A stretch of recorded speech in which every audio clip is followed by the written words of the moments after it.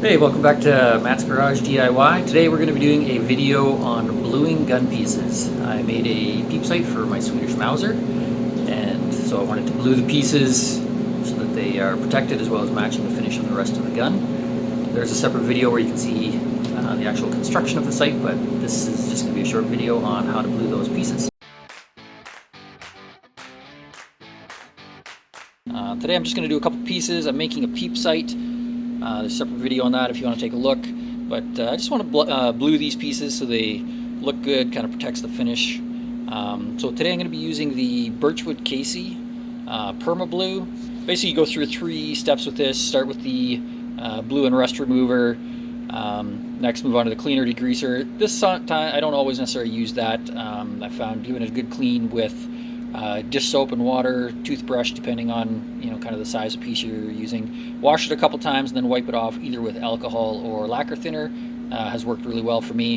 And then obviously the last step is using the PermaBlue. So yeah, let's get into that and take a look. First thing we're going to do obviously is remove any old bluing. This sight has a little bit of the old bluing on it. This piece that I've made, the peep sight that I've made to fit on there, has a little bit of pitted rust.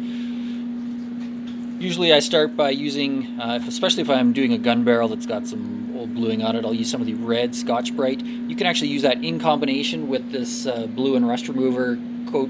Put a good coat on and then let it soak in, and then certainly feel free to give it a good scrub with the red Scotch-Brite at the same time. So I've already put a little bit of this on. You can be pretty generous. Just give it a nice good coats, let it soak in. I think the instructions say let it soak for 1 to 2 minutes. And then you can rinse it off, scrub it, reapply. Do this as many times as you need, just to make sure that you've got a nice, good, clean surface. The main thing is making sure that you've gotten rid of any rust that's on those surfaces. All right, so I've let these parts soak for a bit, give them a little scrub with the red Scotch-Brite, and now I'm going to move on to cleaning them up. Also, didn't mention this before, make sure you're wearing gloves.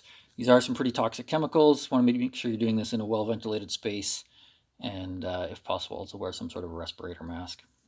Here we are at the sink. I've got the pieces, got a little bit of hot water running. Basically just going to give that a squirt of dish soap. I'm going to scrub with the toothbrush, clean these pieces up. Want to make sure you get all that rust remover off, as well as kind of any residual oil or greases that may have just kind of accumulated over time on whatever pieces you're working with. Basically, once you think you have the pieces clean enough, clean them again. So we'll go through this a couple times. Once I'm done this, I will give them a quick wipe with lacquer thinner. Again, I mentioned that before. You can also use rubbing alcohol if you have that. Prep wash if you do any kind of body work, you know what that is. I wouldn't recommend using Varsol or kerosene, any of those types of solvents, as they will tend to leave an oily residue on, but there's our nice clean pieces. All right, got my pieces all nice and clean. Last step to this is the PermaBlue.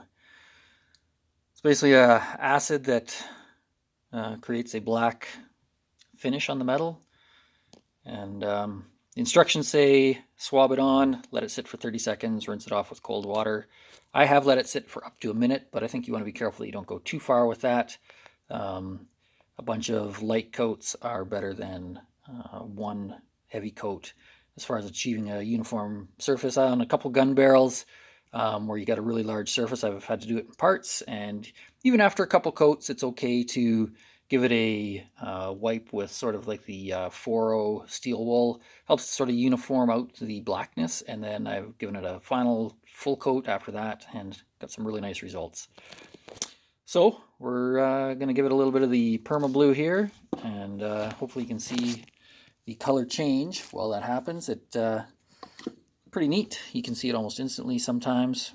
Let's sort of start to wipe that. There you go. Yeah, so on that you can kind of see already the black starting to show. So I'm going to give all of this a wipe, let it sit for about 30 to 45 seconds, and then rinse it off. Alright, so here's my pieces after one coat. The peep sight part itself, pretty good. There's a little bit of sort of light discoloration kind of right in the center there that I'm not happy with, so I'll give that another coat. And then the actual sort of slide mechanism itself is definitely a little spottier. Just something to keep in mind when you're doing a gun barrel, especially if you're just repairing an existing gun. Lots of light coats. You don't want to go too far, and you're just trying to match this existing finish. So a bunch of light coats to kind of do that. In this case, I'm just making some pieces myself, so I'm going to try and just make them nice and dark, and we'll be happy with that. So probably one more coat should do it. So here's both pieces now with 2 treatments of the PermaBlue. You are getting a little bit of a reflection off this site. That's just kind of more the lighting rather than sort of the quality of this product. This little bottle has been great. It's 3 fluid ounces. I've already done 2 complete barrels as well as a variety of touch-ups just with that one bottle. So product lasts a long time, and yeah, I've been really happy with the results so far. So that is a quick video on how to blue gun accessories, gun pieces, and if you want to do any touch-ups on your guns that are showing a bit of wear.